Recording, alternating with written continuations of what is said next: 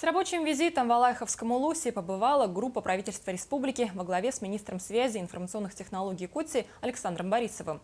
В первые дни пребывания гости посетили населенные пункты Чкалово и Началах. Далее состоялся отчет перед населением поселка Чукурдах. В основном вопросы касались развития традиционных отраслей оленеводства и рыболовства, медицинского обслуживания, нехватки кадров, обеспечения жильем молодых специалистов, бесплатным детским питанием малообеспеченных семей, стоимости авиабилетов и их субсидирования, доставки нефтепродуктов, предназначенных для труднодоступных местностей, жителей отдаленных населенных пунктов, капремонта жилых домов, оказания услуг связи и жилищных услуг. Наши вопросы, чтобы они не остались в бумаге, они как-то нашли свое отражение в нашей жизни. Вот это постановочные вопросы наши. Вот на следующий год они отчитались, сколько было вопросов постановочных было задано, сколько вопросов выполнено, сколько в рабочем порядке находится и сколько ожидает вопросы дальнейшего решения.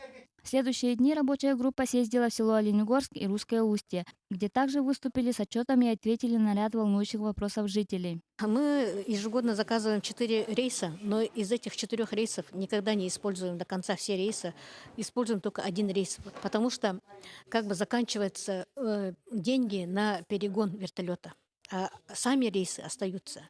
Поэтому я бы хотела, чтобы дополнительно правительство наше предусмотрело финансирование на перегон вертолета со Среднеколымска до поселка Чукурдах.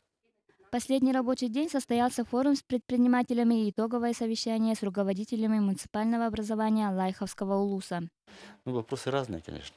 Там вопросы оленеводства очень много поднимались. Вы знаете, что в нашем Улусе очень серьезное положение с этим делом. Я, конечно, не могу сказать, что все вопросы будут решены. Но часть вопросов, наверное, будет, конечно, решена.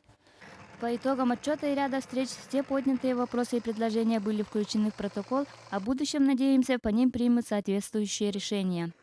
Сарглана Амонова, Владимир Копырин, НВК Саха, Алайховский Улус.